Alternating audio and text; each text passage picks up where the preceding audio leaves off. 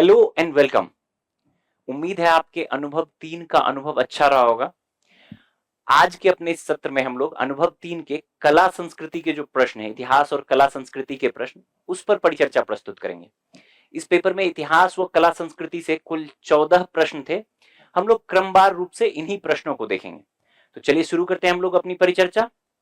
पहला प्रश्न आपकी स्क्रीन पर होगा, देखिए यह है प्रश्न संख्या 6। यहाँ पे कुछ हिंट्स दिए गए हैं आपको। इस प्रश्न में कुछ बातें बताई गई हैं और आपसे पूछा गया है कि कौन से शासक के संदर्भ में है। ठीक है, आजकल यूपीएससी के पेपर में पहले भी इस तरह का प्रश्न रहा है और आजकल फिर से एक बार फ्रीक्वेंसी बढ़ी है कि थोड़ा बहुत हिंट देगा आपको, कुछ कुछ बातें बताएगा और आपसे पूछेगा कि वो किस शासक के संदर्भ में बात कर रहा है। ठीक है, पढ़िए। कह रहा है कि 9वीं शताब्दी के शासक थे। सबसे पहले तो टाइम पीरियड बता रहा है आपको कि 9वीं शताब्दी के शासक थे। दूसरा कह रहा है कि जिन्होंने नृपतुंग राजाओं में सर्वोच्च की उपाधि धारण की। ठीक। तीसरा कह रहा है जैन धर्म के साथ उनके मजबूत जुड़ाव के कारण उन्हें कभी कभी जैन राजा के रूप में भी वर्णित किया जाता है। ठीक बात, तीसरा हिंट है। चौथा कह रहा है कि उन्हें कविराज मार्ग और प्रश्नोत्तर रत्न मालिका कृतियों की रचना का श्रेय भी दिया जाता है। आपसे पूछ रहा है कि किस शासक से संबंधित है। देखो, अगर हम सारे हिंट्स को पढ़ें तो इसमें जो सबसे आसान हिंट है जो आपको ध्यान में रहना चाहिए वो कविराज मार्ग और प्रश्नोत्तर रत्न मालिका के बारे में है। दोनों संस्कृत की कृतियां हैं। साहित्य हम स्पेशल फोकस करके पढ़ते हैं क्योंकि यूपीएससी साहित्य पे ज्यादा ध्यान देता है। उस हिसाब से अगर आपको ये ध्यान में होगा कि कविराज मार्ग और प्रश्नोत्तर रत्न मालिका किसकी रचना है तो आप आसानी से ये प्रश्न सही कर सकते हैं। देखो, ये दोनों जो है राष्ट्रकूट शासक अमोघ वर्ष प्रथम की रचना है। ठीक है, और सही उत्तर भी हमारा विकल्प ए जो है अमोघ वर्ष प्रथम होगा। 9वीं शताब्दी के शासक रहे हैं, राष्ट्रकूट शासक रहे हैं। जैन धर्म में इनकी बड़ी आस्था रही थी जिसके कारण इनको कई बार जैन राजा भी कह दिया जाता है। अगर हम इनके टाइम पीरियड की बात करें तो ये लगभग 814 से 878 के आसपास रहा है, 9th सेंचुरी में रहा है। इनके जो जन कल्याणकारी कार्य रहे, धार्मिक कार्य रहे, उनके कारण कई बार इनको अशोका ऑफ साउथ, दक्षिण का अशोक भी कह दिया जाता है। ठीक है, ये सारी बातें आप ध्यान में रखेंगे। अन्य जो विकल्पों की अगर हम बात करें तो इसमें जो दंती दुर्ग के बारे में है, दंती दुर्ग जो है आपको राष्ट्रकूट शासक, राष्ट्रकूट राजवंश के संस्थापक माने जाते हैं। इनका टाइम पीरियड 8th सेंचुरी का रहेगा। इसके अलावा नरसिंह वर्मन प्रथम के बारे में बात करें तो पल्लव शासक हैं। इनसे रिलेटेड इसमें जो भी हिंट दिए गए हैं वो नहीं है। टाइम पीरियड का भी अंतर होगा। मिहिर भोज के बारे में बात करें तो उज्जैन से शासन करा था इन्होंने, गुर्जर प्रतिहार वंश के शासक थे, कंटेम्पररी रहेंगे ये। ठीक है, लेकिन अन्य जो विशेषताएं, ये वैष्णव धर्म के उपासक हो जाएंगे, जैन नहीं हो जाएंगे। और सबसे महत्वपूर्ण जो मैंने आपको बताया कि कविराज मार्ग और प्रश्नोत्तर रत्न मालिका, ये जो है अमोघ वर्ष प्रथम की रचना है। क्लियर है? बढ़े अगले प्रश्न पर। अगला प्रश्न देखिए, अगला प्रश्न आपको चक्रवर्ती राजगोपालचारी के बारे में है। यहाँ पे कुछ स्टेटमेंट दिए गए हैं, 3 स्टेटमेंट दिया गया है और आपसे पूछा गया है कि इसमें से कौन से स्टेटमेंट सही हैं। सबसे पहले तो यही फाइंड आउट कर लो कि पूछ क्या रहा है, सही या गलत। अभी देखो, हाल में क्या हुआ था, 10 दिसंबर को ना चक्रवर्ती राजगोपालचारी का बर्थ एनिवर्सरी होता है, जन्म दिवस होता है।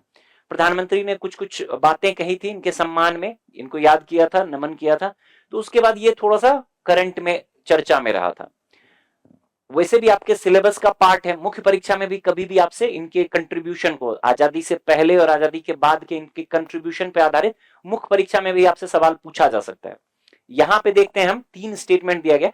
पहला स्टेटमेंट है कि उन्होंने भारत के पहले भारतीय गवर्नर जनरल के रूप में कार्य किया। बिल्कुल सही बात, बचपन से आपने पढ़ा होगा।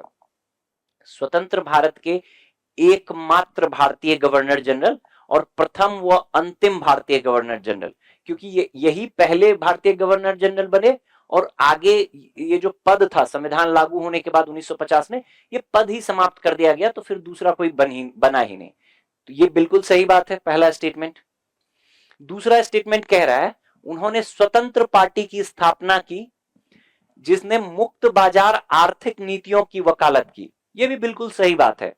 1959 में इनके द्वारा स्वतंत्र पार्टी की स्थापना की गई थी जिन्होंने बाजार फोर्सेस को सरकार बाजार में सरकारी नियंत्रण को कम करने की बात कही और मुक्त बाजार को बढ़ावा देने की बात कही। एक तरह से समझ लो एलपीजी रिफॉर्म से काफी साल पहले भारत में एक तरह से उदारीकरण के बारे में इन्होंने सोचा था स्वतंत्र पार्टी के माध्यम से। ठीक है, तीसरा स्टेटमेंट कह रहा है उन्होंने स्वतंत्रता के पश्चात भारतीय राष्ट्रीय कांग्रेस के पहले अध्यक्ष के रूप में कार्य किया। यह स्टेटमेंट गलत है। स्वतंत्रता के बाद अगर पहले भारतीय राष्ट्रीय अध्यक्ष की बात करें, दो तरह का स्टेटमेंट हो सकता है। स्वतंत्रता के समय कभी अगर आपको ऐसा स्टेटमेंट दे कि जब भारत को आजादी मिली थी यानी कि 15 अगस्त 1947 को, तो उस टाइम कांग्रेस का अध्यक्ष कौन था, तो उस टाइम के बारे में अगर बात करें तो जेबी कृपलानी उस टाइम अध्यक्ष थे। ठीक है, और स्वतंत्रता के बाद अगर 1948 के बारे में बात किया जाए तो उस टाइम पट्टाभी सीतारमैया अध्यक्ष थे। ठीक है, तो दोनों ही दृष्टिकोण से सी राजगोपालचारी जो है, ये तीसरा स्टेटमेंट चक्रवर्ती राजगोपालचारी के बारे में गलत है। तो उत्तर क्या हो जाएगा हमारा, तीसरा छोड़ के बाकी दोनों, विकल्प ए सही उत्तर हो जाएगा। कुछ और बातें हैं जो आप चक्रवर्ती राजगोपालचारी के बारे में ध्यान में रखिएगा। एक तो मैंने बताया कि 10 दिसंबर को इनकी एनिवर्सरी होती है, बर्थ एनिवर्सरी होती है। ठीक है, उसके बाद आगे राष्ट्रीय आंदोलन के दौरान अगर हम इनकी भूमिका के बारे में बात करें तो आपने दांडी मार्च के समय जो नमक सत्याग्रह था आपने पढ़ा होगा इनके बारे में कि वेदारण्यम सत्याग्रह, त्रिचुरापल्ली से वेदारण्यम तक की इन्होंने यात्रा की थी अप्रैल 1930 में और नमक कानून तोड़ा था। आगे चलकर आपने एक और इनका फेमस कंट्रीब्यूशन के बारे में सुना होगा कि जब 1942 में भारत छोड़ो आंदोलन समाप्त हुआ तो उसके बाद इन्होंने दी वे आउट नामक एक पैम्फलेट जारी किया, जिसके माध्यम से जो मुस्लिम लीग और कांग्रेस के बीच गतिरोध था उसको कम करने का प्रयास किया और एक फॉर्मूला दिया था जिसको आमतौर पे राजाजी फॉर्मूला कहते हैं। एक और इनका कंट्रीब्यूशन रहा था कि 1937 में जब 1935 के अधिनियम के बाद जब 1937 में निर्वाचन हुआ था तो 1937 के निर्वाचन के बाद ये मद्रास प्रांत जो था उसके पहले प्रधानमंत्री बने थे। प्रधानमंत्री मतलब उस टाइम मुख्यमंत्री को प्रधानमंत्री कहा जाता था। ये भी इनका एक कंट्रीब्यूशन रहा। 1954 में इनको आजादी के बाद जो भारत रत्न पुरस्कार मिला था, तो भारत रत्न पुरस्कार प्राप्त करने वाले प्रथम व्यक्तियों में ये शामिल थे। 1950 में जब सरदार वल्लभ भाई पटेल की मृत्यु होती है तो कुछ समय के लिए इन्होंने लगभग 1 साल के लिए इन्होंने भारत के गृह मंत्री के रूप में भी कार्य किया था। कुछ समय के लिए इन्होंने पश्चिम बंगाल के राज्यपाल के रूप में भी काम किया था। तो ये सारी बातें आपको ध्यान में रहनी चाहिए, ठीक है, ताकि कभी भी आपसे मुख्य परीक्षा में भी सवाल पूछा जा सकता है। या ये जो 3 स्टेटमेंट थे इसके अतिरिक्त ये जो बातें अभी हमने की इनके बारे में, उसको भी आप स्टेटमेंट के रूप में देख सकते हैं प्रश्न में। क्लियर है? बढ़े अगले प्रश्न पर। ये राजाजी उत्सव, ठीक है। अगला प्रश्न देखो, प्रश्न संख्या 8। इसमें आपको कुछ सिंधु घाटी सभ्यता के स्थलों को बताया गया है और आपको उसको अरेंज करने कहा है, नॉर्थ टू साउथ, उत्तर से दक्षिण के रूप में उसको अरेंज करना है। यानी कि सबसे पहले सबसे अधिक उत्तर में कौन है उस क्रम से चलते हुए दक्षिण की तरफ आपको बढ़ना है। अगर हम इन स्थलों की बात करें, सिंधु घाटी स्थलों की, जो 4 विकल्प दिए गए हैं चारों काफी प्रसिद्ध विकल्प हैं। सबसे प्रमुख स्थलों के रूप में इनकी गणना होती है। इसमें मोहनजोदड़ो है, सुरकोटदा है, सुरतुगई है, हड़प्पा है। देखो, अगर सुरतुगई के बारे में बात करें तो सुरतुगई जो आज का आपको अफगानिस्तान दिखता है ना, उसमें स्थित था। तो अगर सबसे नॉर्थ की तरफ हम चलें तो सबसे नॉर्थ में यही सुरतुगई आपको दिखेगा। आज का जो अफगानिस्तान को इमेजिन करो तो पाकिस्तान से भी नॉर्दर्न साइड में हो जाएगा, तो आज के अफगानिस्तान में हो जाएगा। दूसरा जो अगर हम उसके बाद की बात करें तो जो मोहनजोदड़ो है ये आपको आज के पाकिस्तान के सिंध प्रांत में होगा, ठीक है। आज का जो पाकिस्तान है, पाकिस्तान के सिंध में होगा। सुरकोटदा की बात करें तो ये जो आज का जो अपना गुजरात है उसके कच्छ के रीजन में होगा ये, ठीक है। और हड़प्पा की बात करें तो ये आज का जो पाकिस्तान है उसके पंजाब में होगा। अगर आपको इतना लोकेशन पता है, देखो इन स्थलों के बारे में पता ही होना चाहिए, इसमें से कोई भी जो है कम फेमस नहीं है, जो बहुत ज्यादा सिंधु घाटी सभ्यता के प्रसिद्ध स्थल है उनका नाम है। तो पाकिस्तान, आज का जो पाकिस्तान है, पाकिस्तान के आप पंजाब क्षेत्र में इसको देख सकते हो। तो उस हिसाब से जो सबसे नॉर्दर्न साइड में होगा वो आपको सुरतुगई हो जाएगा। 3 जो है वो हमारा सबसे नॉर्थ में हो जाएगा, सुरतुगई। उस हिसाब से हम विकल्प बी और डी को वैसे हटा सकते हैं। फिर उसके बाद की अगर हम बात करें तो सुरतुगई के बाद सबसे नॉर्दर्न साइड में आपको हड़प्पा होगा। अभी मैंने बताया पंजाब के, पाकिस्तान के पंजाब में होगा। और उसके बाद अगर हम बात करें तो आपको मोहनजोदड़ो होगा जो पाकिस्तान के सिंध प्रांत में है। और सबसे साउथ में आपको सुरकोटडा जो कि आज के गुजरात के कच्छ के क्षेत्र में है। उस हिसाब से विकल्प सी जो है आपका सही उत्तर हो जाएगा। ये मैप देखो, देखो मैंने आपको बताया सबसे नॉर्थ में क्या है, यहां अफगानिस्तान के पास देखो सुरतुगई, ठीक है। फिर मैंने आपको बताया कि उसके बाद क्या होगा, हड़प्पा, जो आज का पाकिस्तान का पंजाब का क्षेत्र है, पंजाब प्रांत है, उसमें हड़प्पा का स्थल होगा। और आज के पाकिस्तान के सिंध में जो है मोहनजोदड़ो होगा, ठीक है। और ये वाला जो पोर्शन देख रहे हो आप, यहां पे आपको गुजरात में सुरकोटदा होगा,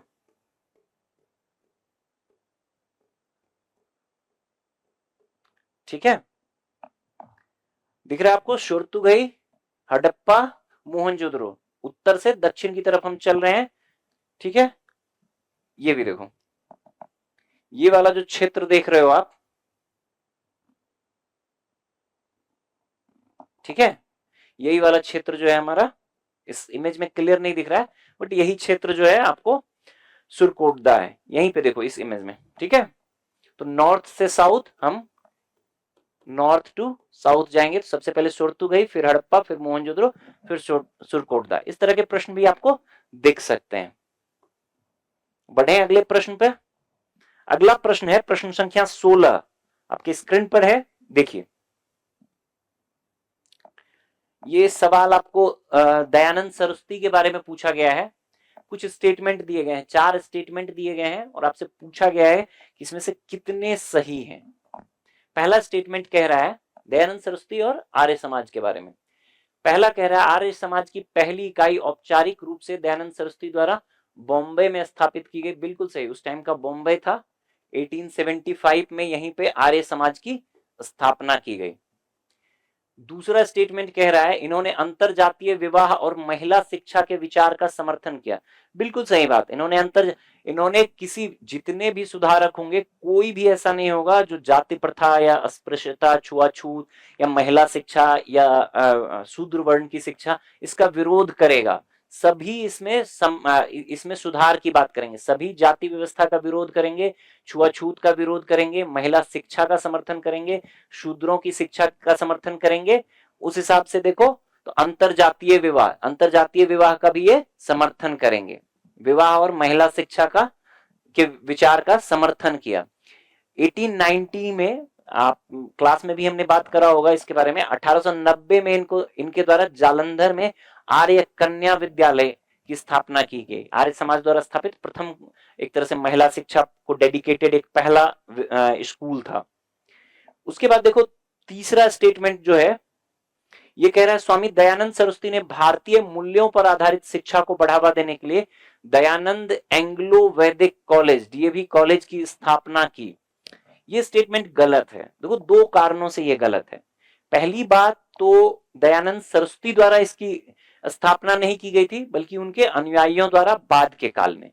दूसरा, इसमें जो शिक्षा, जो डीएवी एंग्लो वैदिक था, इसमें नाम में ही एंग्लो है, तो मतलब जो पश्चिमी शिक्षा, जो अंग्रेजी शिक्षा और पश्चिमी शिक्षा थी, उसको बढ़ावा देने के लिए डीएवी स्कूल और कॉलेज का पूरे देश में आज भी सबसे ज्यादा फैला हुआ, कुछ जो सबसे ज्यादा फैले हुए स्कूलों का जाल है उस तरह का है। तो ये स्टेटमेंट तो गलत है भाई। चौथा स्टेटमेंट देखो, ये कह रहा है आर्य समाज बाद में आहार संबंधी प्रथाओं और शिक्षा के माध्यम जैसे मुद्दों पर 2 समूहों में विभाजित हो गया। बिल्कुल सही बात है ये भी।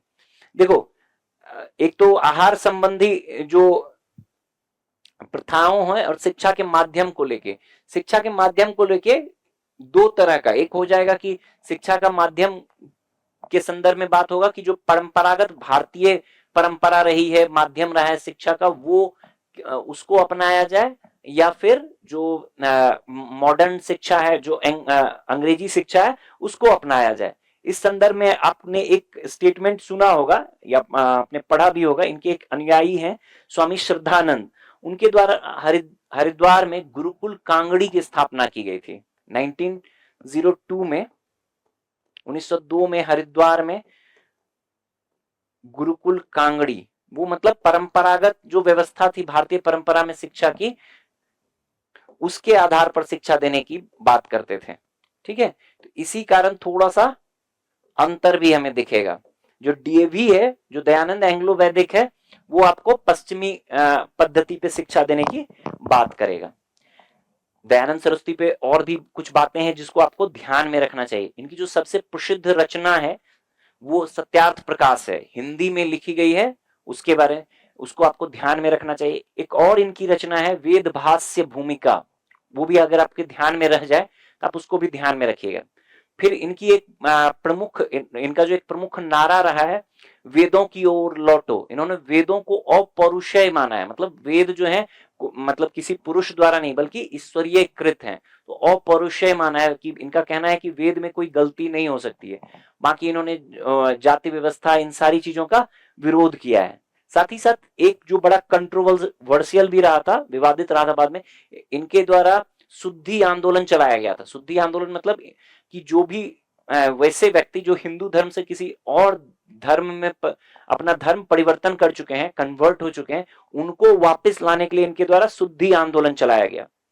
साथ ही साथ एक अगर वेदों में बात कर रहे हैं, वेदों में केवल वेदों में आस्था दिखा रहे हैं, तो जो निराकार ईश्वर है उस पर आस्था दिखा रहे हैं।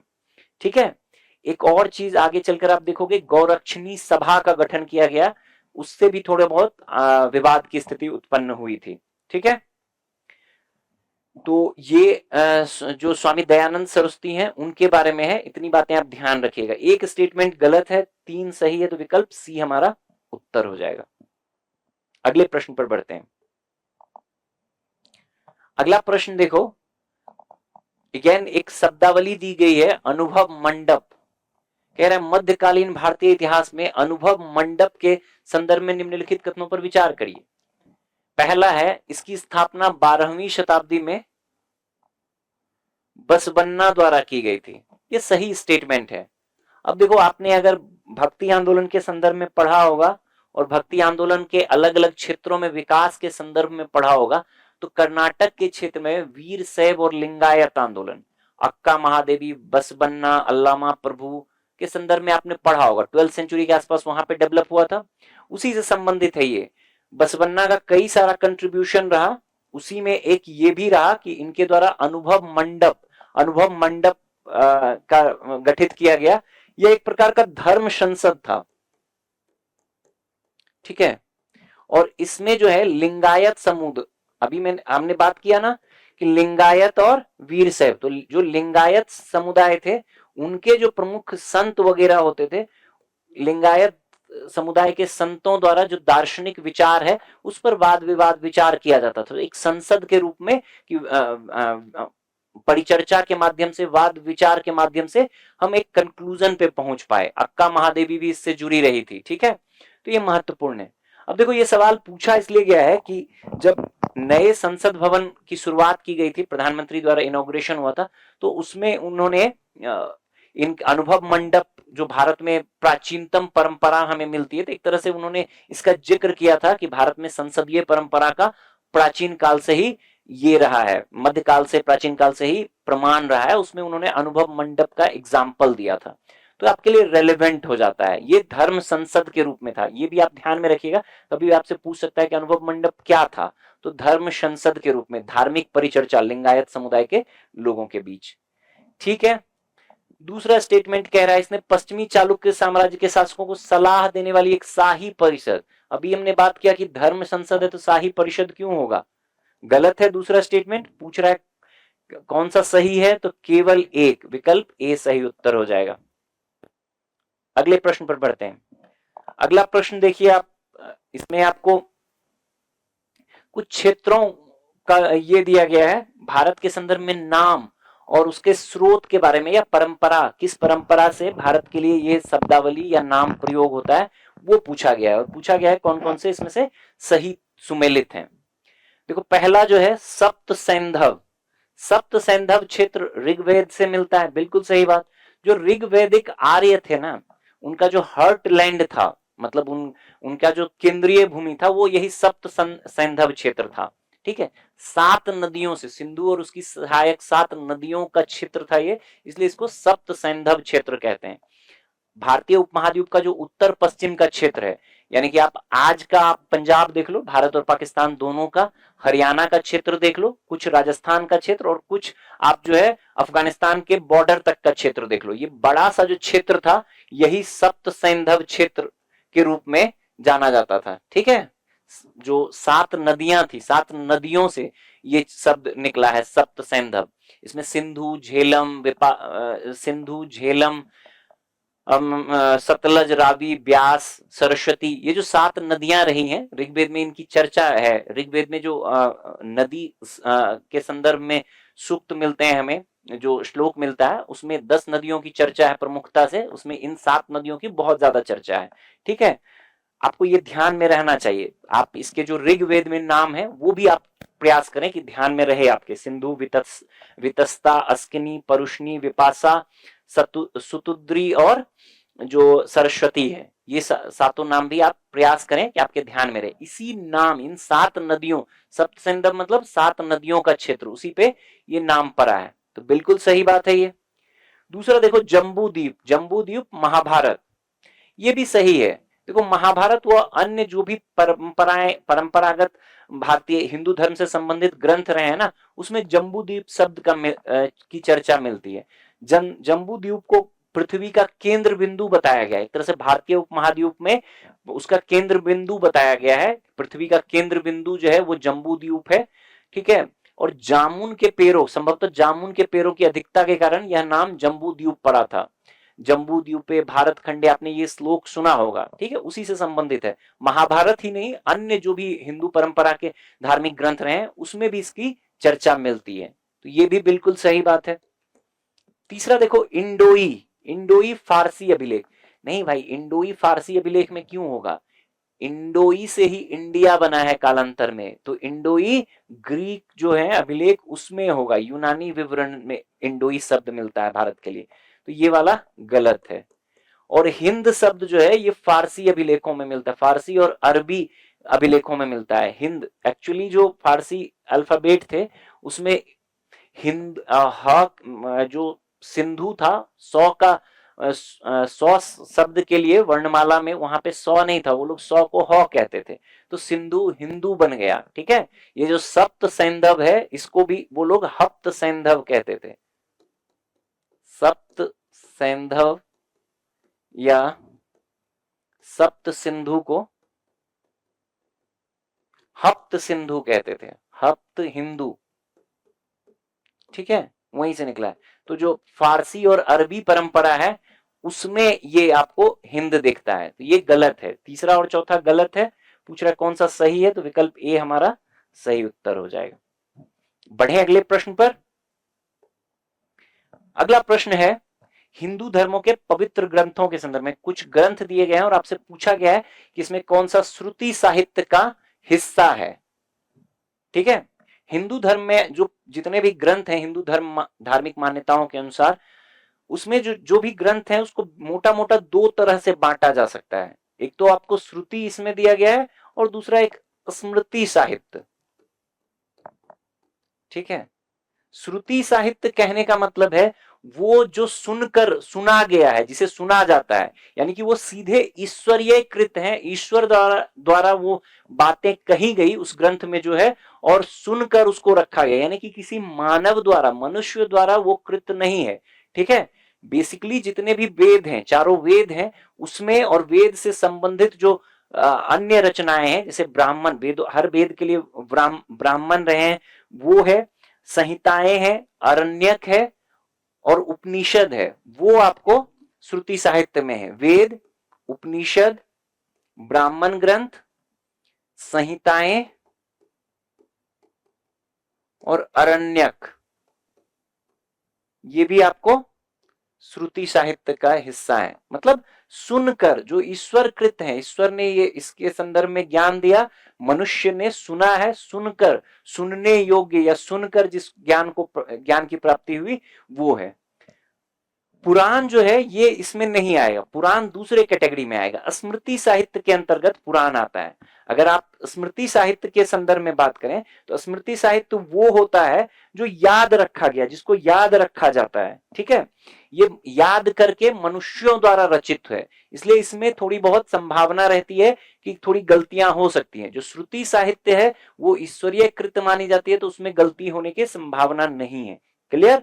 स्मृति साहित्य में चूंकि याद मनुष्यों द्वारा याद रखा गया फिर रचना की गई, इसमें कुछ गलतियां होने के चांसेस भी स्वीकार कर लिए जाते हैं, ठीक है।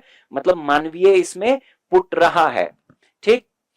अगर हम स्मृति साहित्य की बात करें तो इसके अंतर्गत आप धर्मशास्त्र को देख सकते हैं, मनुस्मृति, याज्ञवल्क्य स्मृति, ठीक है। ऐतिहासिक रचनाएं जो रामायण और महाभारत है उसको देख सकते हैं। इसके अलावा सूत्र और शास्त्र वाले जो साहित्य, सूत्र साहित्य जो है, आप अर्थशास्त्र को देख सकते हैं, आप योग सूत्र, पाणिनि की अष्टाध्यायी, ये सभी जो है स्मृति साहित्य में है। पुराण भी इसी का है, स्मृति साहित्य का ही उदाहरण है। आप ध्यान में रखिएगा, पुराण, मनुस्मृति, ये एग्जाम्पल देके आपको पूछा जा सकता है, ठीक है। महाभारत व रामायण,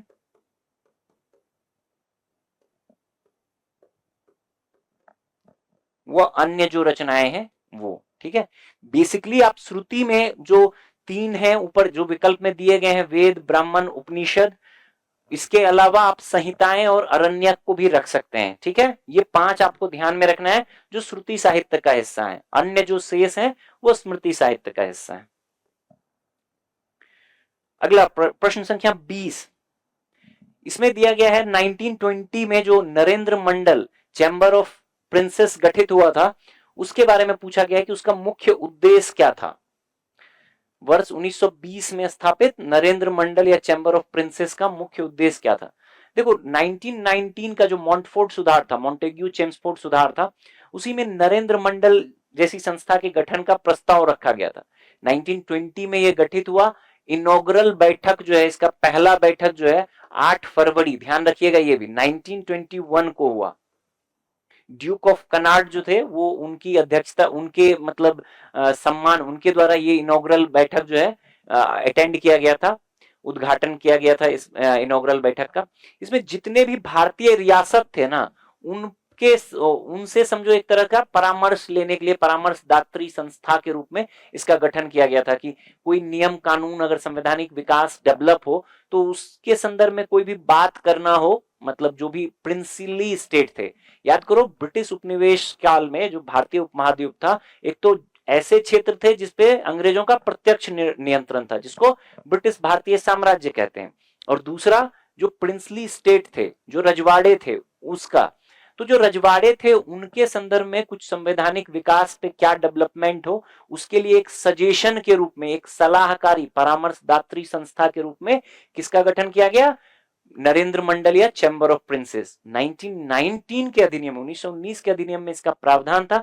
1920 में गठित हुआ और 8 फरवरी 1921 को इसका पहला जो है इनॉग्रल बैठक हुआ था। यह भी ध्यान रखिएगा जो बीकानेर के राजा थे उनके द्वारा, बीकानेर के राजा गंगा सिंह थे, उनके द्वारा इसकी अध्यक्षता की गई थी। जो वायसराय होता था वो इसका नरेंद्र मंडल का अध्यक्ष होता था, और एक चांसलर का पद था जो अलग अलग प्रिंसली स्टेट के जो प्रमुख होते थे, जो रजवाड़े के राजा होते थे, उनको टाइम टू टाइम अलग अलग समय में चांसलर के रूप में नियुक्त किया जाता था। जो पहली बैठक हुई थी 1921 में, उसमें बीकानेर के राजा रहे थे। इतनी बातें अगर आपको पता है तो, बार बार मैंने 3 बातें कही कि किस संदर्भ में है, कि ये सलाहकारी या परामर्शदात्री मंच था। पहला विकल्प पढ़ो, ब्रिटिश संसद के प्रत्यक्ष नियंत्रण में रियासतों के प्रशासन की निगरानी, एकदम नहीं, इंटरनल मामले में कोई भी हस्तक्षेप करने की बात नहीं थी इसकी, तो पहला वाला तो वैसे ही हट जाएगा। दूसरा कह रहा है ब्रिटिश शासन के विरुद्ध रियासतों के भीतर भारतीय राष्ट्रवादियों की गतिविधियों का समन्वय करना, कोई मतलब ही नहीं है राष्ट्रवादियों की गतिविधियों का समन्वय का। तीसरा पढ़ो,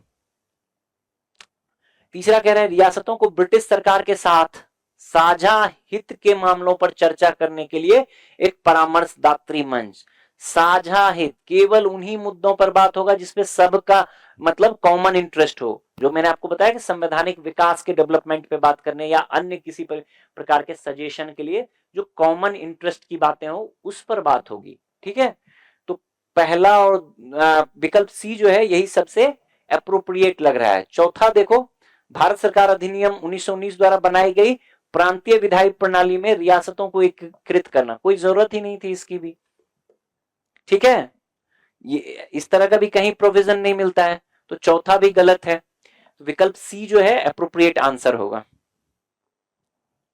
अगला प्रश्न, प्रश्न संख्या 21, ये कह रहा है 1857 के विद्रोह के बाद ब्रिटिशों द्वारा अपनाए गए उपायों के संदर्भ में निम्नलिखित कथनों पर विचार करिए। पूछ रहा है कि 1857 के विद्रोह के बाद क्या क्या उपाय किया गया था अंग्रेजों के लिए। 3 स्टेटमेंट दिया गया है, पूछा है कितने सही हैं। पहला कह रहा है भारतीय सैनिकों को ब्रिटिशों के प्रति उनकी निष्ठा सुनिश्चित करने के लिए उच्च अधिकारी पदों पर प्रोन्नत किया गया, मतलब प्रमोशन दिया गया हायर पोस्ट पे। बिल्कुल गलत बात, प्रोन्नत दिया गया अब तो एकदम बंद कर दिया गया 1857 की क्रांति के बाद कि भारतीयों को किसी भी की पोजीशन पे नहीं दिया जाएगा, विशेषकर जिसमें आर्म्स जो हथियार वाला क्षेत्र, हथियारों की देखरेख हो, या कोई भी बड़े पद पे नियुक्ति नहीं की जाएगी क्योंकि ट्रस्ट नहीं था विद्रोह में सैनिकों की भूमिका के कारण। 1857 के विद्रोह के बाद सैन्य सुधार के लिए एक पील आयोग या रॉयल कमीशन बना था।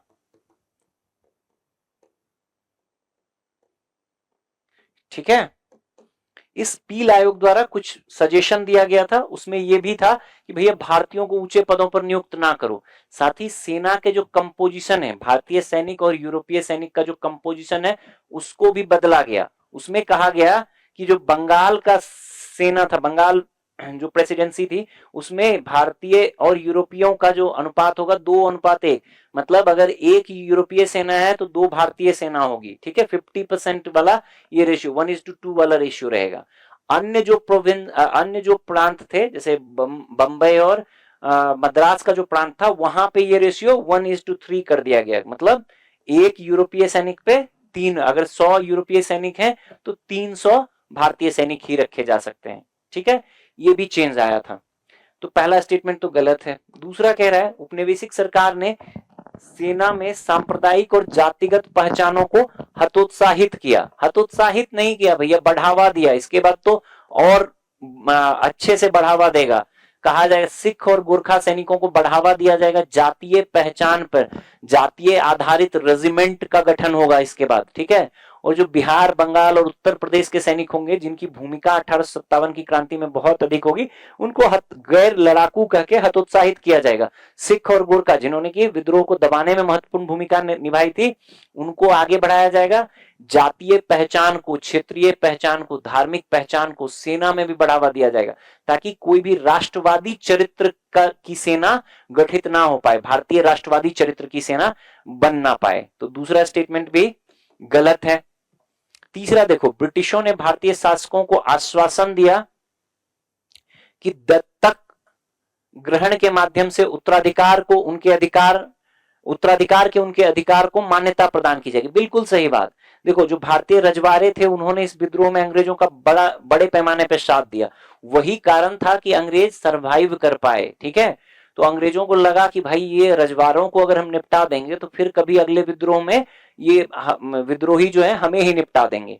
ठीक है, इसलिए क्या कहा गया कि रजवाड़ों के बारे में जो रानी विक्टोरिया की घोषणा आएगी 1858 में, उसमें बहुत प्रमुखता से कहा जाएगा कि अब ब्रिटिश सरकार प्रसार नहीं करेगी। जो डॉक्ट्रिन ऑफ लैप्स जो डलहौजी द्वारा लाया गया था उसको समाप्त किया जाएगा। कहेगा कि नहीं, आपको दत्तक यानी कि संतान अगर नहीं है किसी शासक को, भारतीय परंपरा रही है गोद लेने की, आप आराम से गोद ले सकते हो। तो तीसरा स्टेटमेंट बिल्कुल सही है। पूछा है कितने सही है, तो विकल्प ए जो है हमारा सही उत्तर हो जाएगा। बढ़े अगले प्रश्न पर। अगला प्रश्न है प्रश्न संख्या 72। देखिए, आपको इस प्रश्न में पाइका विद्रोह के संदर्भ में कुछ स्टेटमेंट दिया गया है। ठीक है। इसमें कह रहा है कि 1817 ईस्वी के पाइका विद्रोह के संदर्भ में निम्नलिखित कथनों पर विचार करिए। पहला स्टेटमेंट है, यह विद्रोह वर्तमान ओडिशा के खुर्दा क्षेत्र में ब्रिटिश ईस्ट इंडिया कंपनी की नीतियों के विरुद्ध हुआ। बिल्कुल सही बात। 1817 में जो ओडिशा का खुर्दा क्षेत्र है वहीं पे पाइका विद्रोह हुआ। दूसरा कह रहा है, पाइका विद्रोहियों का नेतृत्व बक्सी जगबंधु ने किया था, जो खुर्दा के शासकों की सेवा करने वाले पारंपरिक योद्धा पाइका से जुड़े थे। बिल्कुल सही, ये भी सही बात है। पहला और दूसरा दोनों सही है। देखो पाइका क्या कौन होते थे? पाइका इस क्षेत्र में, जो उड़ीसा का क्षेत्र है ना, वहां के एक परंपरागत सैनिक होते थे, जो वहां के राजाओं को, जो भी शासक था उसको सैन्य सेवा देते थे। परंपरागत सैनिक परिवार से थे और उसको सैन्य सेवा देते थे। इसके बदले इन पाइकों को क्या मिलता था? इसके बदले इन पाइकों को कर मुक्त भूमि दी जाती थी, जिसपे वो सामान्य समय में खेती करते थे, खेती किसानी करते थे, और युद्ध के समय में युद्ध के लिए सैनिक सेवा देते थे। ठीक। तो दूसरा जो है बक्सी जगबंधु, जो खुद पाइका था, उन्होंने नेतृत्व प्रदान किया। तीसरा कह रहा है, यह विद्रोह मुख्यतः व्यपगत सिद्धांत और रियासतों के विलय के कारण शुरू हुआ। बिल्कुल गलत बात। व्यपगत सिद्धांत कब आएगा भाई? डलहौजी के टाइम पीरियड में आएगा। व्यपगत सिद्धांत की अगर हम बात करें तो इसको हम सीधे डलहौजी से जोड़ते हैं। अब डलहौजी का टाइम पीरियड ही, अगर बस इतना भी पता होता कि आपको डलहौजी का टाइम पीरियड 48 टू 56 है, 1848 टू 56 है, तो वैसे भी ये स्टेटमेंट गलत हो जाएगा। ठीक है। पाइका विद्रोह हो रहा है 1817 में, इसके 40 साल बाद की बात कर रहे हैं, 30 साल बाद की बात कर रहे हैं। डलहौजी आया भी नहीं है, व्यपगत का सिद्धांत कहां होगा? बेसिकली पाइका विद्रोह का मूल कारण यह होगा कि अंग्रेजों द्वारा जो ये पाइकों को कर मुक्त, इस क्षेत्र के जो रजवाड़े थे उसको समाप्त किया गया, और जो इनको कर मुक्त भूमि दी जा रही थी ना, उस पर भी टैक्स आरोपित कर दिया गया, वो समाप्त कर दिया। इसलिए पाइकों द्वारा विद्रोह किया गया और पाइका विद्रोह हुआ। अभी कुछ साल पहले ये चर्चा में रहा था, जब पाइका विद्रोह के 200 साल पूरे हुए थे, तो इन पाइका परिवारों को बुलाकर सम्मान दिया गया था प्रधानमंत्री द्वारा। ये देखो पाइका विद्रोह, ये इसी से संबंधित है। एक जो स्मृति टिकट भी, डाक टिकट भी जारी किया गया था। अगले प्रश्न पर बढ़ते हैं। अगला प्रश्न है प्रश्न संख्या 73। इसमें आपको कुछ दार्शनिक सिद्धांत दिए गए हैं, उनका अर्थ दिया गया है और वो किस धार्मिक परंपरा से जुड़ा हुआ है ये पूछा गया है। ये भी बहुत ही आसान सवाल है। देखो पहला कह रहा है अनेकांतवाद। अनेकांतवाद प्रत्यक्षतः जैन धर्म से जुड़ा हुआ है, मतलब सत्य के अनेक रूप हो सकते हैं, उसी से संबंधित है। वास्तविकता को कई दृष्टिकोणों से देखा हुआ समझा जा सकता है, उसी के संदर्भ में अनेकांतवाद है, और यह जैन धर्म से संबंधित है। ठीक है। तो यहां मैचिंग दिया गया है, आपको मैच कराना है कि ये किससे मैच करेगा। एक विकल्प ए का अगर हम देखें तो पहला जो है अर्थ जो है वो सही है, ए का एक, और ये जैन धर्म से संबंधित है, तो ए का 1 और 2 हो जाएगा आपको। जैन धर्म 1 और 2, विकल्प सी में ही, केवल ए में इस तरह का विकल्प दिया गया है, तो केवल एक जानकारी से आप उत्तर सही कर सकते हो। दूसरा देखो क्षणिकवाद। क्षणिकवाद बौद्ध दर्शन से संबंधित है। ठीक है। और ये कह रहा होता है, क्षणिकवाद का अर्थ है कि सभी घटनाएं केवल एक क्षण के लिए अस्तित्व में रहती है और निरंतर बदलते रहती है। ये प्रवाह के संदर्भ में बात करता है। बड़ा अच्छा एक्सप्लेनेशन है इसका। जैसे नदी में जल प्रवाहित, निरंतर प्रवाहित हो रहा है, तो जो जल एक क्षण पहले इस स्थल पे था, अब जो जल है वो जल नहीं है जो पहले था। समय निरंतर प्रवाहित हो रहा है, घटनाएं एकदम क्षणिक है, निरंतर प्रवाहित हो रही है, क्षणिक है। कोई भी घटना जो हो रही है वो सब क्षणिक है, वो एकदम परमानेंट नहीं है।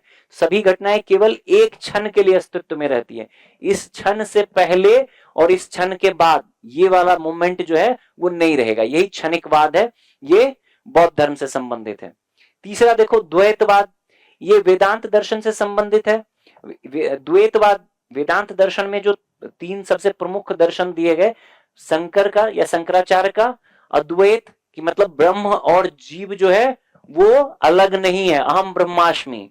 ठीक है। फिर आगे रामानुज आ जाएंगे, रामानुजाचार्य का विशिष्टाद्वैत, कहेंगे कि देखो जो जीव है वो ब्रह्म द्वारा ही निर्मित है, लेकिन थोड़ा अंतर है दोनों में। ठीक है। एकदम एक जैसा नहीं है। और फिर आगे चलकर माधव आएंगे, माधवाचार्य आएंगे, वो कहेंगे ना दोनों सेपरेट एंटिटी है, कंप्लीटली सेपरेट एंटिटी है। कौन? ब्रह्म और जीव। तो वही चीज यहां एक्सप्लेन किया गया है।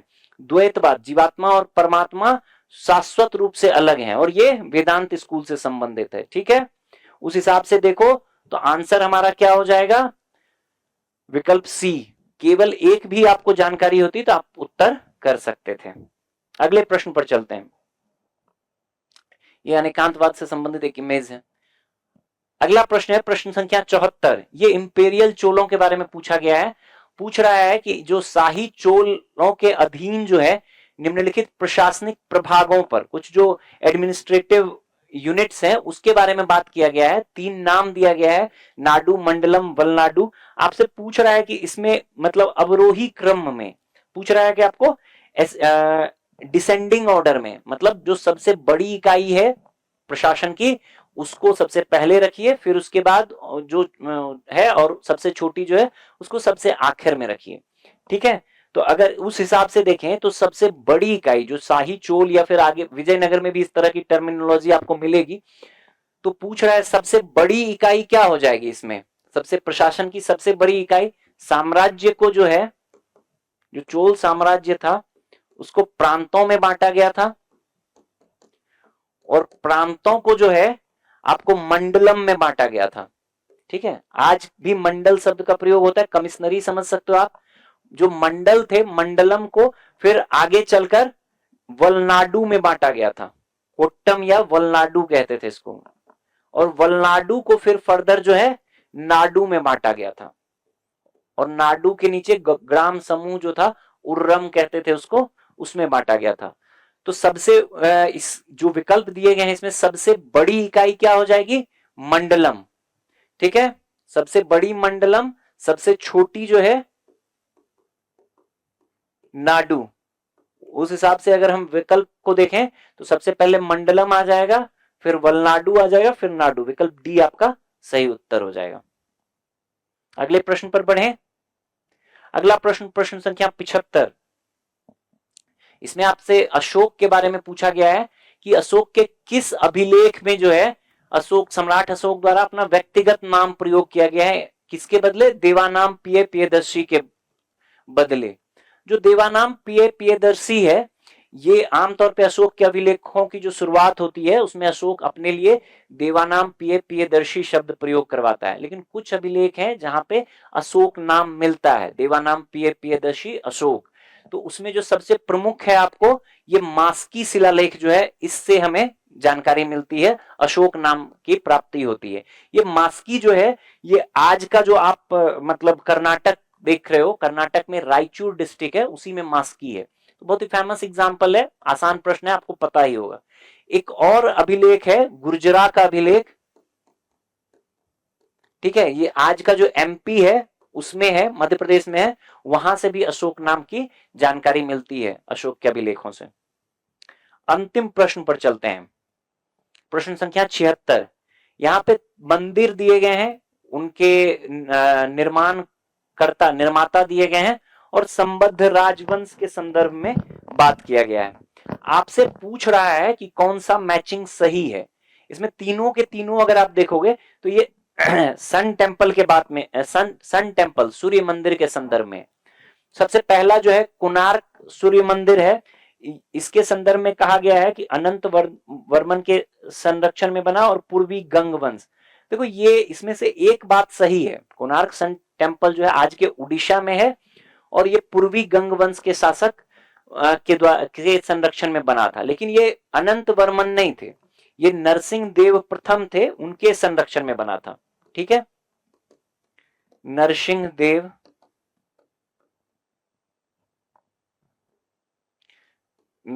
देव प्रथम के संरक्षण में ये बना था, और ये 13वीं सेंचुरी का था, 13वीं सदी का था। टाइम पीरियड भी थोड़ा सा ध्यान में रखिएगा। आपसे तीनों के तीनों सन टेम्पल हैं, आपको क्रोनोलॉजी में भी पूछ सकता है कि कौन पहले निर्मित हुआ इनको, कौन उसके बाद हुआ, तो क्रोनोलॉजी भी ध्यान रखिएगा। तो पहला वाला जो है ये तो गलत मैचिंग है, पूर्वी गंग वंश से संबंधित थे, लेकिन शासक जो है अनंत वर्मन नहीं थे बल्कि नरसिंह देव प्रथम थे। दूसरा देखो, ये कह रहा है मोढेरा का सूर्य मंदिर। मोढेरा का जो सन टेम्पल है ये आज के गुजरात में है, और जो गुजरात का मेहसाना जिला है उसमें है। राजा भीमदेव प्रथम, ये सही है। और तीसरा जो संबद्ध राजवंश है ये गलत है। ये गुर्जर प्रतिहार से संबंधित नहीं थे, बल्कि सोलंकी राजवंश से संबंधित थे। सोलंकी चालुक्य राजवंश से संबंधित थे। राजा भीमदेव प्रथम गुजरात के मेहसाना जिले में है, ध्यान में रखिएगा। और अगर इसके निर्माण काल की अगर हम बात करें, मोढेरा सन टेम्पल के निर्माण की बात करें, तो ये लगभग आपको 11वीं सदी में बना था। ये भी आप ध्यान में रखिएगा। तो दूसरा भी हमारा गलत है। एक एक चीजें यहां पे देखो, शासक मिल रहा है तो वंश राजवंश नहीं मिल रहा है, यहां पे राजवंश मिल रहा है पहले में तो शासक नहीं मिल रहा है। तीसरा देखो, मार्तंड सूर्य मंदिर, सबसे ओल्डेस्ट प्रमाण जो भारत में सन टेम्पल का मिलता है, जिसका अभी भी कुछ अवशेष बचा हुआ है, उसमें यही मार्तंड सन टेम्पल, जो कश्मीर का अनंतनाग डिस्ट्रिक्ट है ना उसमें है। और ललितादित्य मुक्तापीड़ को ही इसका क्रेडिट जाता है। ललितादित्य मुक्तापीड़ जो थे करकोटा वंश से संबंधित रहे थे, और ये 8वीं सदी के आसपास का बना हुआ है। ठीक है, ये वाला करकोटा वंश से संबंधित थे और 8वीं सदी के आसपास का बना हुआ है, ये ध्यान में रखिएगा। ठीक है, तो केवल तीसरा जो है वो आपको सही मैचिंग है, विकल्प बी जो है हमारा सही उत्तर हो जाएगा। ठीक है, ध्यान में रखिएगा, तीनों सन टेम्पल है और तीनों के बारे में ध्यान में रखिएगा। इसमें से कोणार्क सन टेम्पल जो ब्लैक पैगोडा के रूप में भी जानते हैं, ये यूनेस्को वर्ल्ड हेरिटेज साइट में है, शामिल है। जो मोढेरा का सन टेम्पल है ये यूनेस्को वर्ल्ड हेरिटेज साइट में तो नहीं है, बल्कि टेंटेटिव लिस्ट में है। ठीक है, यहीं पे गुजरात में जो रानी की वाव है वो भी है, इसी डिस्ट्रिक्ट में मेहसाना में है, और वहीं पे मोढेरा सन टेम्पल भी है। ठीक है, ये देखिए आपको मोढेरा का सन टेम्पल दिख रहा है। तो ये था हमारा अनुभव 1 में इतिहास और कला संस्कृति के प्रश्नों पर परिचर्चा। अगले सत्र में हम लोग जो है इकोनॉमी खंड पे बात करेंगे। All the best.